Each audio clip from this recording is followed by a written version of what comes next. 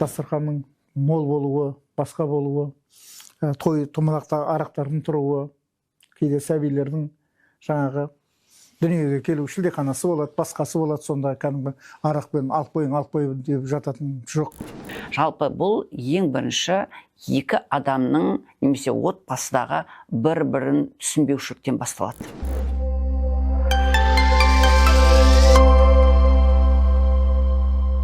Армысыз көрермен, бүгінгі подкастымыздың келесі санында қоғамның бес дертімен күрес жөнінде тақырып өрбітетін боламыз. Бүгінгі подкасттың қонақтарымен таныс болыңыздар. Қоғам белсендісі Жәнібек Қожық Сүйеуұлы.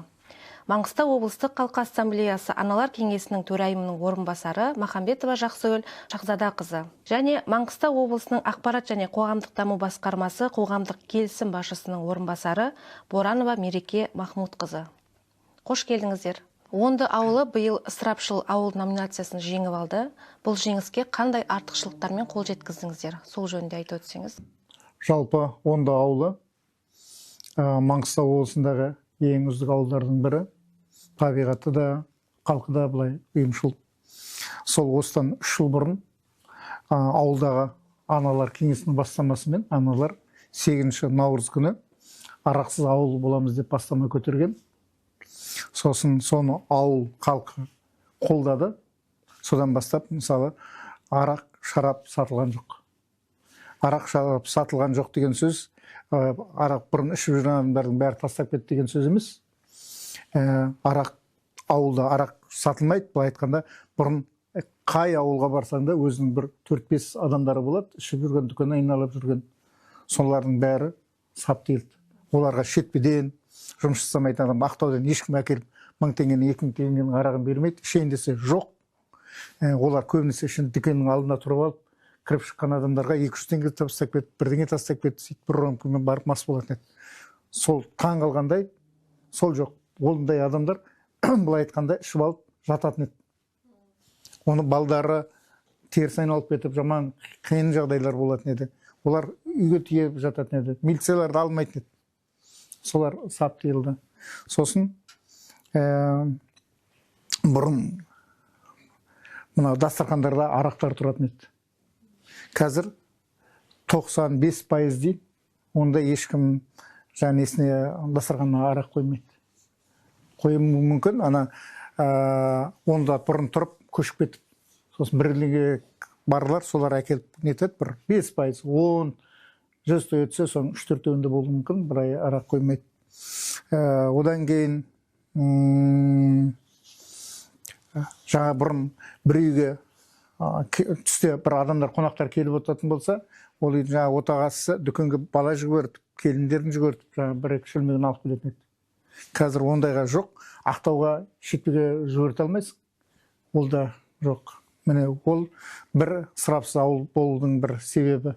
Былай айтқанда, араққа кететін шығын, басқа кететін жаман әдеттер сол үйдің несінде қалады, қалтасында қалады. Екінші, тағы да ауыл ақсақалдармен бастама көтеріп, мынау садақада, тойда қойылатын дастархандар ысырапшыл. Солар едәуір азайды. Бізде жаңағындай қалаға барасың ғой, қауын, қарбыз, бірдеңе қойып, салаттар қойып, бүйте қояды ғой, толтырып тұрады. Тойдың дастарханына басқасында. Бізде енді ондай жоқ. Қуырдағын несін қояды енді. Жоқ дегенде 100% кесіп айтып алмайды. Біреу айту мүмкін, бәрінше несіне барғанда қойды ғой деп. Бірақ енді 90% садақа несіне қарапайым етеді. Және өйерде тағы да бір сөйерді бастама көтерген ақсақалдар болып, жалпы мына Атырау жақтың садақаларына барып жүрміз. Барғанда жаңағы дастарханның үстіне тұрады. Еті де, шайы да. 15 минут шайынан бір стакан ауыз тиіп, нанын ауыз тиіп, етінен ауыз тиіп, сорпасын шығып кетеді. Ал бізде қуырдаққа деп жылқы сояды. Оны қыстыңын таба алмай жүреді. Одан кейін оны бәленбай адамдар тура батады. Одан кейін етке кіретін адамдар деп бір палатқа тағы бір үй тігіп қояды. Болмаса көрші үйлерге кіргізіп атады. Міне жақта авариядан жастар қайтып атады. Кім қуырдақ жеп, кім қазы қарты ауыз тиіп отырады. Тек көріну үшін барады, төбесін көрсетеді, көмегін береді, сосын кетуге. Ана үйге қайтып отырған үйге адамдар былай айтқанда етке кірмейді. Көп адамдар тек жаңа алда разы болсын, тағы да келерміз бірдеңе деп, сонда да ана адамдар жалынып тұрады. Кейбіреулер ұялғаннан келеді, былай айтқанда өте ысырап болып жатыр.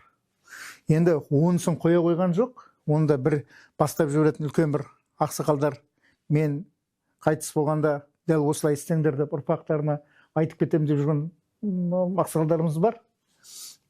Сол басталып кететін болса, онда біз нағыз кәдімгі сұрап салып, ал салыстырмалы түрде Ақтауда болсын, Өзенде болсын, басқа жақтарда бар ғой, шетелде болсын, соларға қарағанда біздің ауылдың жағы ысырапшылдығы жоқ деп ойлаймын. Енді мысалы азайып келе жатыр. Енді адам қайтып отырған кезде жаңағындай дастарханның мол болуы, басқа болуы, той томалақта арақтардың тұруы, кейде сәбилердің жаңағы дүниеге келу шілдеханасы болады, басқасы болады, сонда кәдімгі арақпен алып қойын деп жататын жоқ. 99% жоқ деп айтуға болады.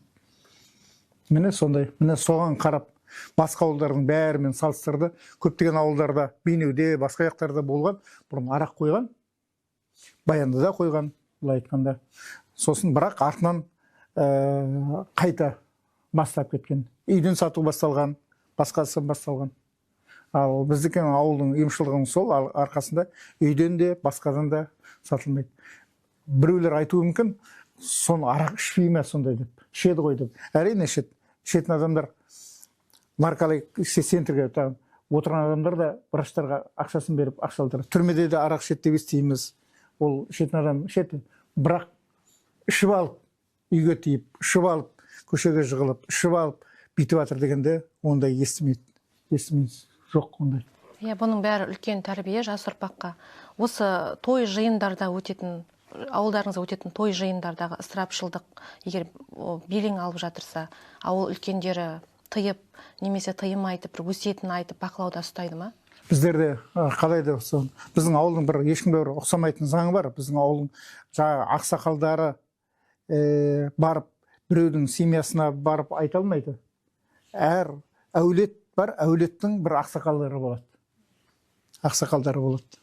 Ана ауылдың, мысалы, мен Өтеғұлында, мен Өтеғұл ауылының бір көп інілеріме мен айта аламын. Олар тыңдайды. Себебі мен оның қорқынышында, қуанышында мен барлық басында қасында жүрем ғой. Кейін алып келсе, алдынан өтуге барам. Адамы қайтса, молдасын шақырып, несін етіп мен шауып жүрем. Олар мен келіп айтатын болсам, мені сыйлайды. Сондай әрбір әулетте сондайлар бар. Солар олар айтса, ешкім шықпайды. Бізде де жаңағы қылмыс болмаған ауыл онда.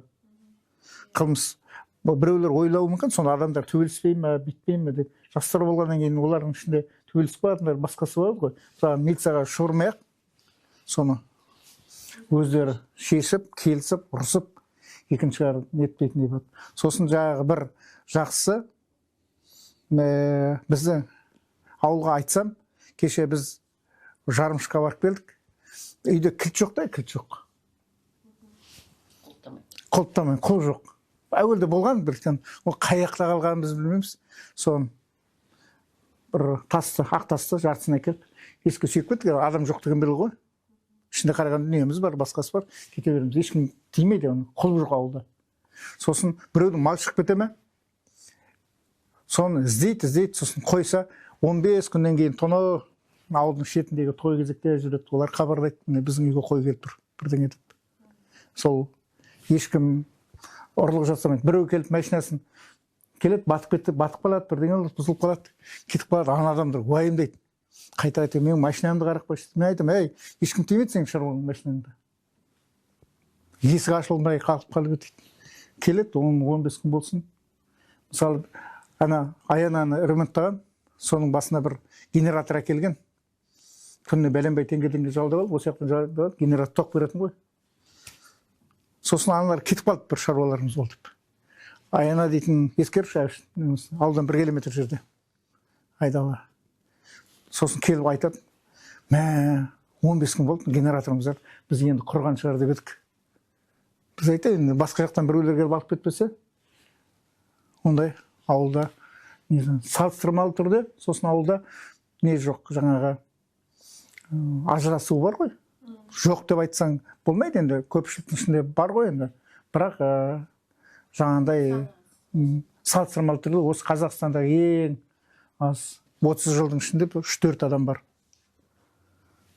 30 жыл көп қой. Сосын соны қалай болмасын, ұят болады, бірдеңе болады дейтін жаңағындай. Ауыл шу өтетсе, біреудің қызы қайтып келді десе, бірдеңе нетіп келді десе, бәрі ағайындары бар, шурап бар, қу апарып тастаң, ұят болады. Өбай қосың, я болмаса бөліге шығарып қалаға тұрғызып қойған келін балдар енелерін тигізіп жүрген шығар деп айтыр. Сондайларды көп жасайды енді. Мүлдем болмайды десең қателесің, болады сондай. Сосын тағы да бір несі, жаңағы ауылда атаулы әлеуметтік көмек алады дейді ғой. Сондай адам жоқ. Бас бітіріп беретін ауылда адам жоқ. Адамдардың жағдайы жақсы дейсіз. Орташа енді жаман емес. Мұқтаждық жоқ. Мүлдем жоқ десе қателесер, салыстырмалы түрде. Бірақ енді ондай шамалы. Жалпы негізі ысырапшылық қазір қоғамда белең алған үлкен мәселелердің бірі. Қазіргі мына адамдардың табысы артқан сайын, шындығында мына сән салтанатқа кететін қаржы өте көп. Ол керек па, керек емес пе, бір-біріне қалмау. Мысалға жаңағы той томалақтарда балалардың тойдың түрі көп болды. Қазір шілдехана, бір жас, одан жаңағы сүндет той, одан мектепке тілашар. Енді тойдың түрі көп. Міне сол тойда жаңағы жұмсалатын қаржының көлемі көбінде мынау шашуға, түрлі нәрселерге жұмсалып жатады. Ол бұйымдардың барлығы да сондай бір пайдаға кәдеге асатын нәрсе емес. Бірақ дегенмен де қоғам соған бейімделген түрлі жаңағы сән салтанатқа қаржыны көп шашады. Мына Жәнібек мырзаның бір өзінің бір экономикалық есеп жасаған ғой. Мына тойда жаңағы Маңғыстаудағы тойлардың есебін жасап, жылына 33 миллиард ақша Маңғыстауда тойға жұмсалады. Кетеді деген. Соның барлығы да былай қарап отырса, ол да ысыраптың бір түрі шындығында. Неге? Өйткені сол қаржыларды неге біз басқа мақсатқа жұмсамасқа? Мысалда енді былай қарап отырса. Сондықтан ысырапшылдық деген бұл артық тамақ ішудің өзі ысырапшылық. Мысалы дастархандағы оның барлығын адам ішпеуі де мүмкін. Ал ішкен жағдайда ол денсаулығына зиян келтіріп отыр. Кезінде айтып кеткен. Бұрында адамдар аштықтан өлетін болса, қазір тоқтықтан өліп жатыр. Бізде қазіргі түрлі жаңағы бауырдың аурулары, асқазан ауруларының барлығы дұрыс тамақтанбағанның салдарынан болып есептелген. Сондықтан ысыраптың оның зардаптары да бар. Біріншіден ол экономикалық зардап, екіншіден ол денсаулыққа әсер ететін зардап, үшіншіден бұл жаңағы адамдардың мына мәдениетінің жаңағы төмендеуі, өйткені ол қоршаған ортаға да зияндық әкеледі. Ол қандай қоршаған? Өйткені анау жаңағы кәдеге жарамайтын барлық ойыншықтардың барлығы қайда кетеді? Мусорға кетеді. Ал ол пластмассадан жасалынған, ол синтетикадан жасалынған бұйымдар, олар шірімейді, олар ұзақ жылдар жер қойнауында жатады. Сондықтан бұндай нәрселерге өзін тыюың керек деп, шектеу керек деп ойлаймын. Рахмет, түсінікті. Енді келесі сұрақ сізге арналады. Жалпы қоғамның белсенді мүшесі ғой, барлық жерде өзіңіздің үлесіңізді қосып жүресіз. Тұрмыстық зорлық-зомбылыққа байланысты бір араласып жүрген іс-шараларыңыз бар. Енді сіз жақсы біледі деп ойлаймын. Тұрмыстық зорлық-зомбылықтың басталуына не себеп? Бір өзіңіздің пайымдауыңыз бойынша. Жалпы енді бұл жалғыз менің ғана пайымдауым емес, бүкіл осы тұрмыстық зорлық-зомбылықтың туындауына себеп болатын факторларды зерттейтін мамандарының егерде пікірлеріне сүйенетін болсақ, біз де сол көзқарасты, сол пайымдауға жалпы басымдылық көз жеткізіп отырмыз. салыстырмалы түрде, жалпы бұл ең бірінші екі адамның немесе отбасыдағы бір-бірін түсінбеушіліктен басталады. Біріншіден, ол дұрыс қарым-қатынас құра білмеуде, бір-бірін тыңдамаудан, бір-бірінің жағдайына жаңағы түсіністікпен қарамаудан туындайды. Міне содан кейін барып, ол үдеп ең ақырында жаңағы қол жұмсау, бір-біріне жаңағы, ол тек қана қол жұмсау ғана емес, ол моральдық тұрғыда оны кемсітуге дейін, оған жүйкесіне тию арқылы оны тіпті қазіргі кезеңде жаңағы өлімге дейін әкелетін жағдайларға біз жаңағы келіп отырмыз. Сондықтан ең бірінші отбасын құрған кезде отбасын құратын ұл қызымызға бұл адамдардың бір отбасы болып шешім қабылдаған кезде бір-бірін қалай құрметтеу керек, қалай сыйласу керек, қалай жаңағы түсінісу керек сияқты қажетті дағдылар мен мінез құлықтарды біз қалыптастыруымыз керек отбасыда. Егер де осындай жағдай болмаса, шындығында мынау зорлық зомбылық кішкентайдан басталады. Содан кейін барып, кейін жаңағы үлкен дауға, ол тек қана сол екі адамның ортасында ғана емес, ол құда жекжаттың ортасында, ағайын туманың ортасында осындай қақтығыстар туындай бастайды. Міне осы бұл дүниеге келген баланың тағдырына да әсер етеді, оның өміріне де әсер етеді, оның дамуына да әсер етеді. Бұл осындай, ал енді бала үйінде сондай зорлық зомбылық көріп өскен баланың өзі де қоғамға не бере алады?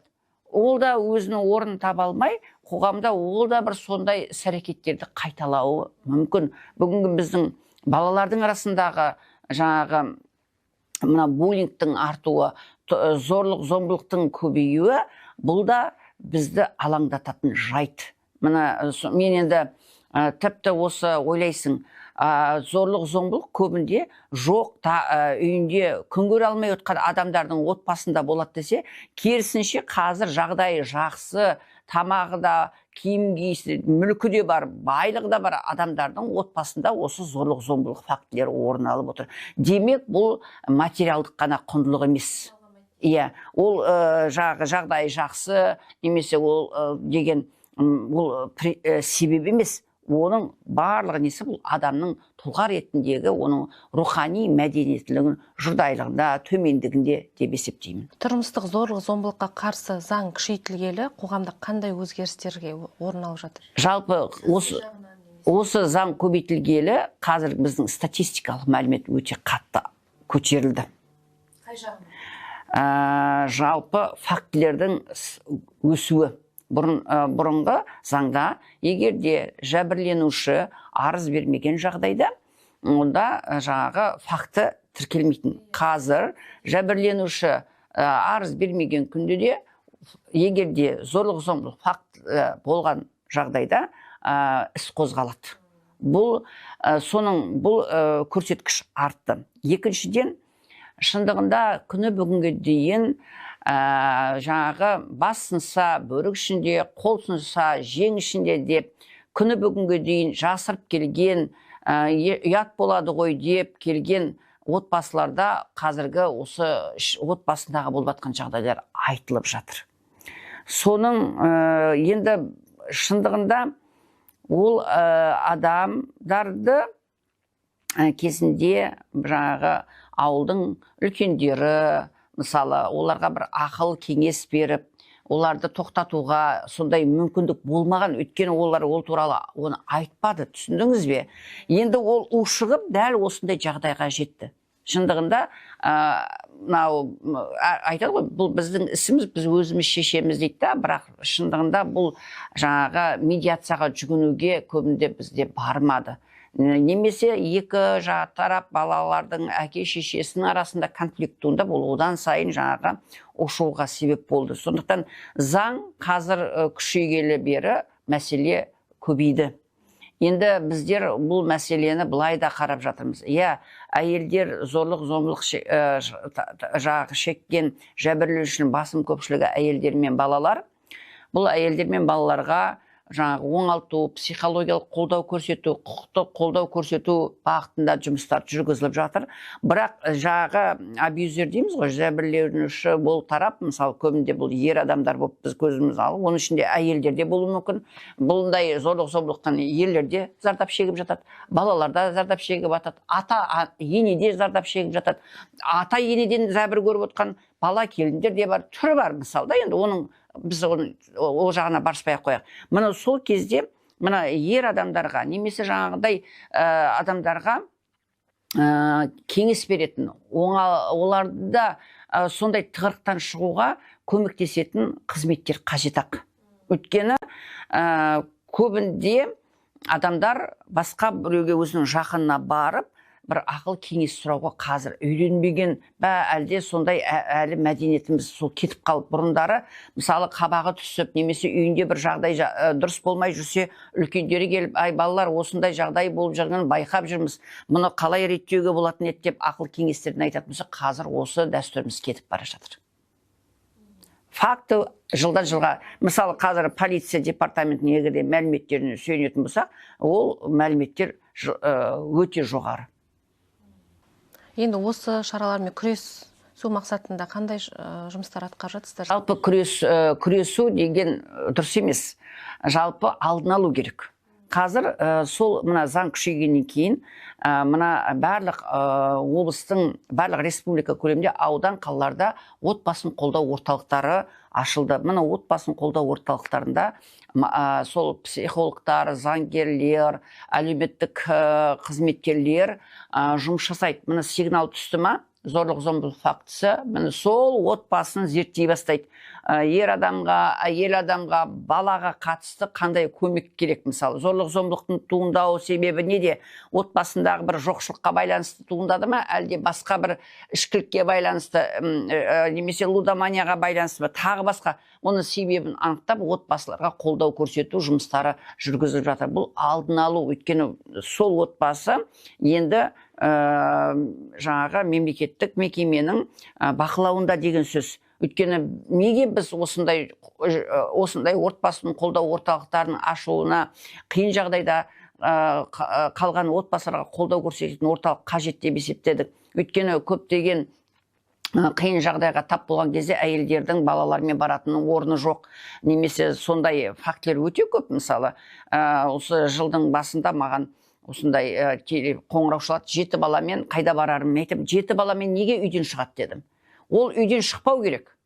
Егерде ол қорлық көргенде, ол үйден шықпау керек. 7 баламен бірде-бір дағдарыс орталығы оны қабылдай алмайды. Енді дағдарыс орталықтарда бізде қалада 2 жерде дағдарыс орталығы бар, 15 койкілік. Біреуі қарттар үйінің жанында 15 койка, екіншісі рай әлеуметтік жағаға көмек көрсететін орталықта. Ол 15 койкеге 7 баласымен қалай барады? Орын жоқ ол жерде. Біз айтамыз, бұндай жағдайда ол отбасыдан шығып кетпеу керек. Конфликтіні шешуге жұмыстануымыз керек. Неге ол сыртқа шығып кету керек? Оның егерде пәтер жалдауға жағдайы жоқ болса. Мына осындай мәселелерде. Сондықтан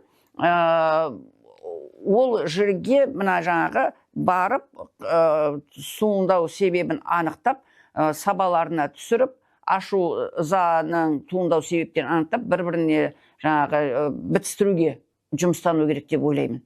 Ол мына отбасын қолдау орталықтар оларды бір ажыратып жіберу емес. Ол мәселені анықтап, түсіністік тіл табыстырып, ол мәселеге жаңағы ушығуына, өйткені сондай ушыққанның себебінен баласын өлтіріп қою, әйелін өлтіріп қою, күйеуін өлтіріп қою фактілер орын алып отыр ғой. Неге? Өйткені сол кезінде сондай көмектің болмаған себебінен. Мына осы қазір жұмыстар жүргізіліп жатыр. Барлық полицияда осындай мамандар бар. Әрбір жаңағы абьюзерлер егерде есепке тұратын болса, оларды бақылайды, олардың жаңағы несін кеңес алуға, оларды міндеттейді. Мына осындай жұмыстар жүргізіліп жатыр. Сонымен қатар, мына өте көп ата-аналарға, жас ата-аналарға, жас әкелерге арналған семинарлар, тренингтер, кездесулер, мастер-класстар өткізіліп жатыр. Өйткені біз оларға түсіндіруіміз керек. Семьяның арасындағы қарым-қатынасты қалыптастыратын дұрыс бұл мәдениетті қарым-қатынас, бір-бірін түсіну. Қазір көбінде оны ата-аналар беріп жатыр ма? Өз балаларына қалай тіл табысу керек деген мәселе. Жас әкенің жауапкершілігі, жас ананың жауапкершілігі, бала тәрбиелеудегі жауапкершілік деген мәселелерге өте көптеген сондай ақпараттар, ағартушылық жұмыстар жүргізіліп жатыр. Бұл да сол зорлық-зомбылықты болдырмаудың бірден-бір алдын алу іс-шараларының бірі болып есептелінеді. Түсінікті, рахмет жауабыңызға. Келесі сұрақ Мереке Махмұтқызы сізге арналады. Салауатты сана жобасы бойынша айтып өтсеңіз, қазіргі бес кеселмен күресу мақсатында жүріп жатырған салауатты сана жобасы туралы жақсы білеміз. Сол жөнінде көрермендерге толық түсіндіріп өтсеңіз. Салауатты сана жобасы жалпы Қазақстан Халқы Ассамблеясының 33-ші сессиясында мемлекет басшысы осы еліміздің өсіп өркендеуіне кедергі келтіріп отырған жағымсыз қылықтар мен әлеуметтік бес кеселді мен ел болып күресу мақсатында осы кеселдердің алдын алу бойынша бірқатар міндеттер қойған болатын. Сол аталған мәселелерді шешуде біз осы қоғамға көмек көрсету мақсатында Қазақстан Халқы Ассамблеясының аналар кеңесі, Қазақстан Халқы Ассамблеясы хатшылығымен бірлесе ана мәдениетті ұлт жобасы аясында салауатты сана деген жоба әзірленді. Бұл салауатты сана жобасының мақсаты, жаңа айтып өткеніміздей, қоғамдағы қазіргі қатты өршіп тұрған бес кесел, нашақорлық, лудомания, тұрмыстық зорлық-зомбылық, сонымен бірге боулинг пенен ысырапшылдыққа қарсы тұру болып табылады. Жаңағы осы алдымыздағы спикерлерде айтып өтті.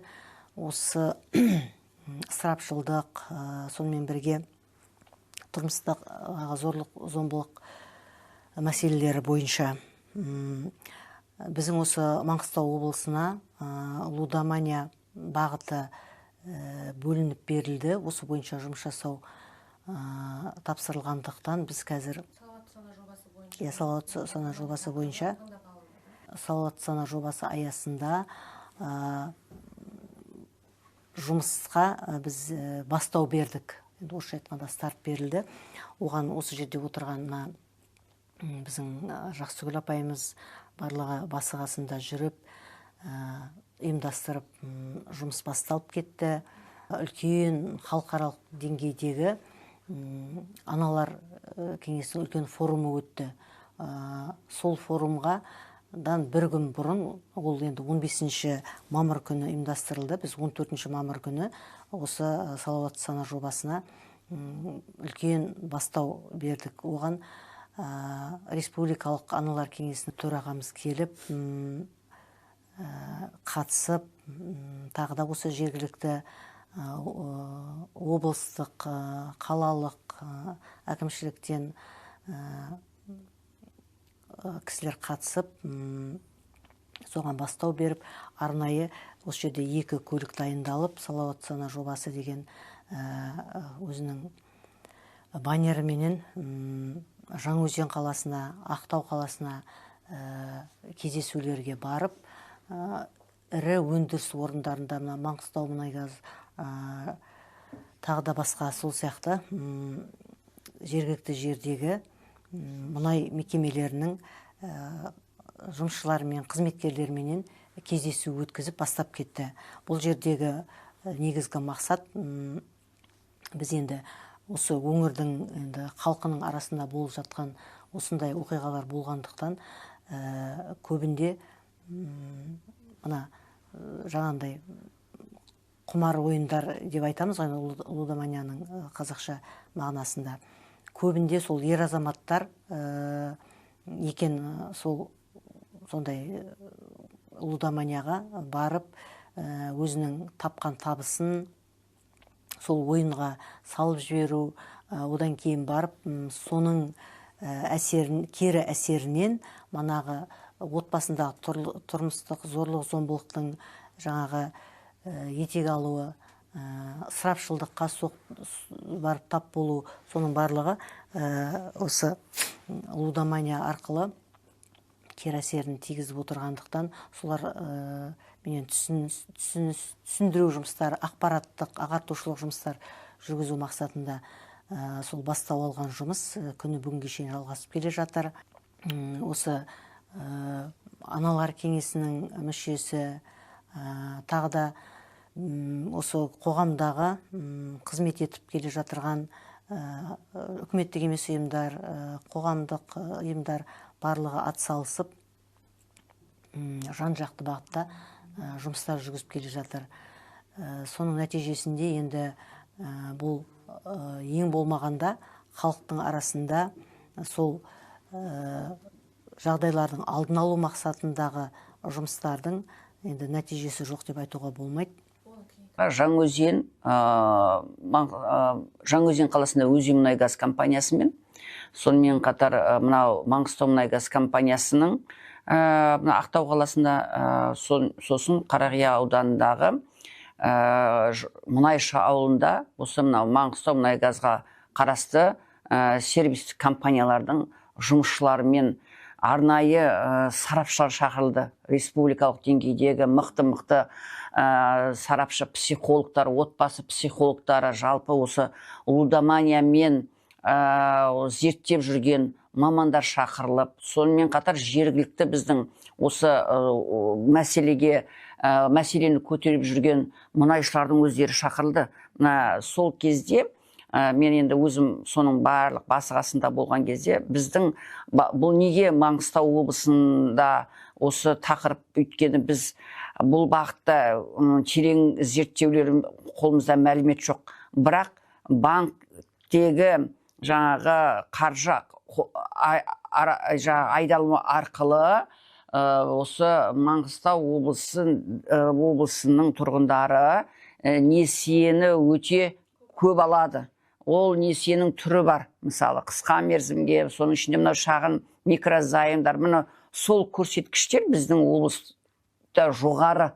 Міне сондықтан біз алдағы уақытта осыған зерттеу жүргізуді ұсынғанбыз. Сонымен қатар енді үкіметте шара алып жатыр. Қазір мемлекеттік қызметкерлер, әскери қызметкерлер, жаңағы олардың мына қазіргі банк тарихын зерттейді. Олардың қандай да қаржы егерде ойын ставка қойды ма, демек ол бұған уже бейім деген сөз, тіпті зерттеп, егерде олдан не шығармаса жұмыстан шығару фактілерде қазір орын алып жатыр. Бұл үлкен мәселе. Бұл тек қана біз мемлекеттік қызметпен әскери қызметкерлерді қарап отырмыз, ал бұндай мәселе мұнай компанияларында бар. Мен былтырғы жылы Жаңаөзен қаласының жаңағы осындай отбасыға тақырыбындағы үлкен форумға қатысқанда қала әкімінің баяндамасында Жаңаөзенде орналасқан бір сервистік компанияда жаңағы алимент төлеушілердің саны жаңағы 60%-дан асып кеткен деп мәлімет берді. Жаңағы мен айтам, неге алимент? Барлығы ажырасқан емес, бірақ алимент алып отыр. Демек, ол отбасында қаржылық мәселе бар деген сөз. Неге өз бірге тұрады да ол алимент талап етеді? Демек, немесе ол құмар ойыны неғылған, немесе ол тағы бір нашақорлық деген бізде мәселе бар, мысалы. Осындай проблемалар жеткілікті.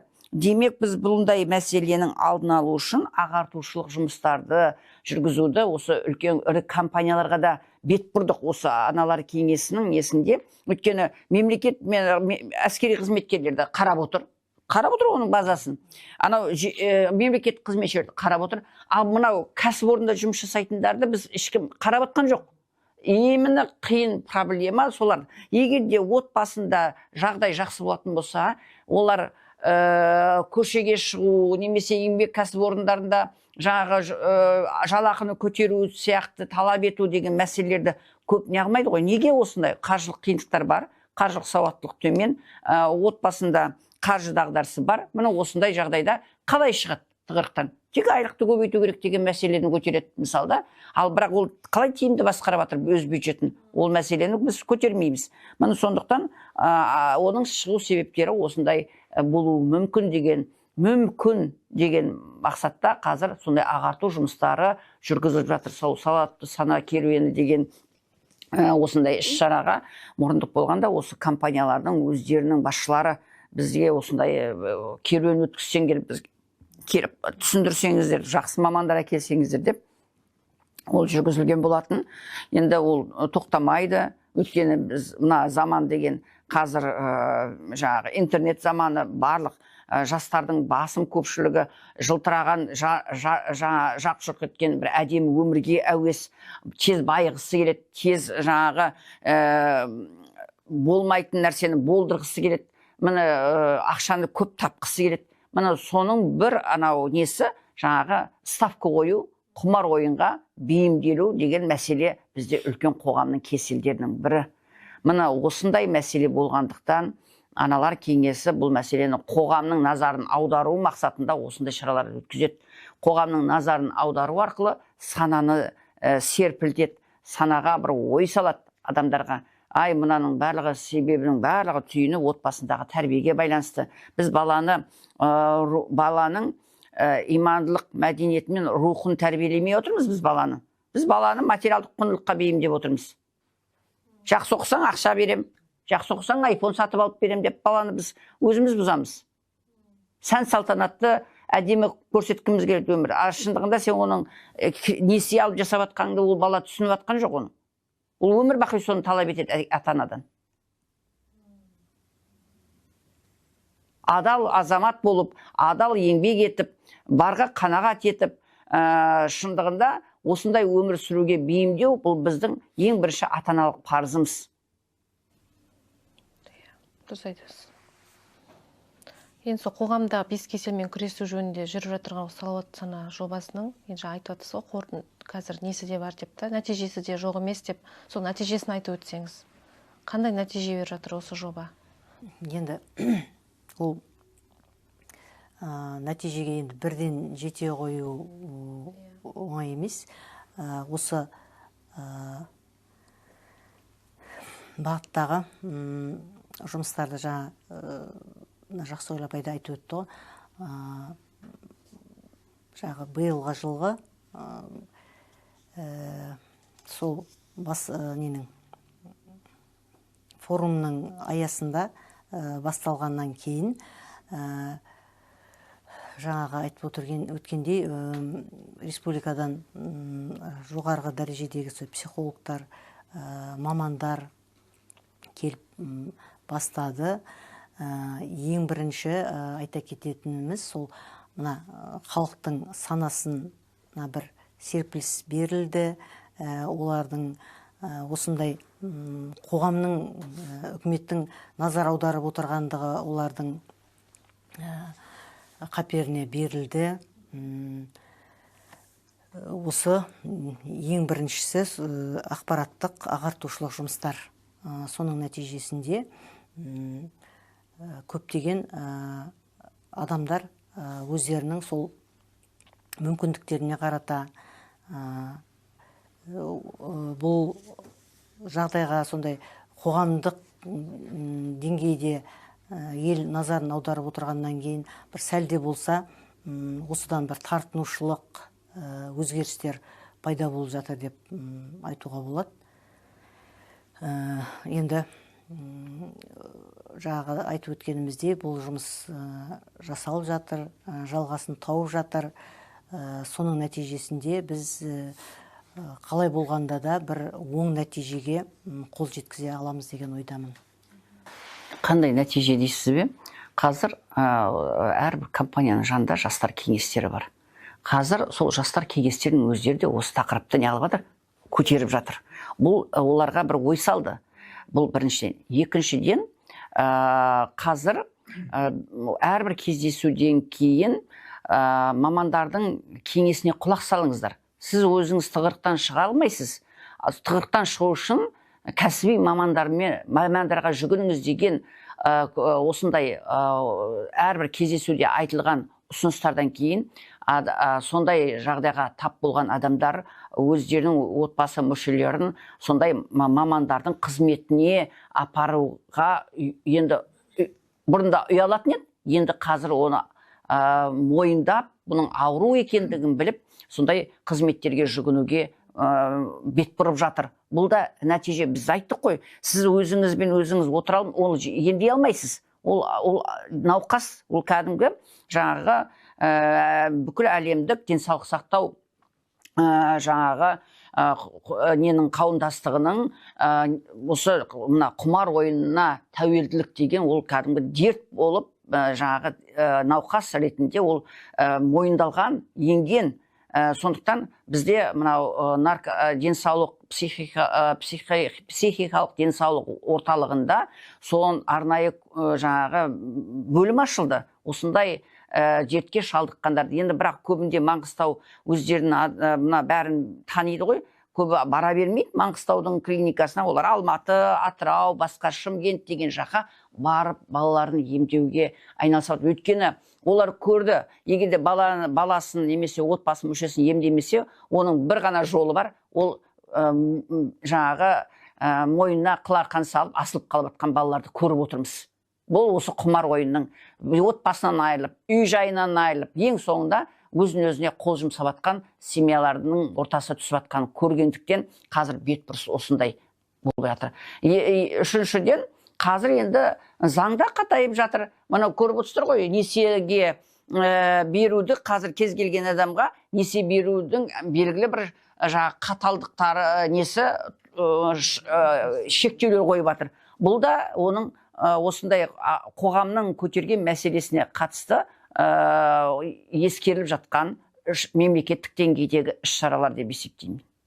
Жалпы мен бұл жөнінде жазғанмын. Ұсынысымда бір жерде екі мәселе бар. Біреуі мына банктық алаяқтық. Мен сенің танысыңмын, былаймын деп отырып, жаңағы оның мәліметтерін алып, алдап отырады. Ол бір. Екінші, осы қазір құмар ойынға айналысқан адамдардың көбі банкке бері жақ. Жеке адамдарға емес, айлығын бәрін құртқан, енді банктен алады да бері жақ. Сосын жақсы күлде, басқасында бәрді тіркеп қоя қояды. Мен берім телефон көтермесем, осыдан сұра деген сияқты. Қазір ондайлар бәрі көйіп кетті, бәрінше төлемей отырады. Бір жағынан банктың өзінің кінәсі, соған заң шығару керек.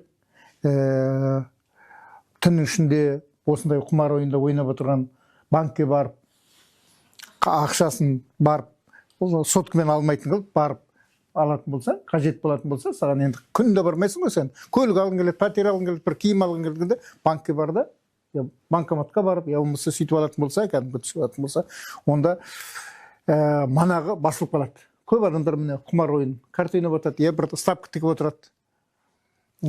Собойда аналар алып алады, артынан етпейді. Собойда мынадан салып жіберсем ұтам екен дейді.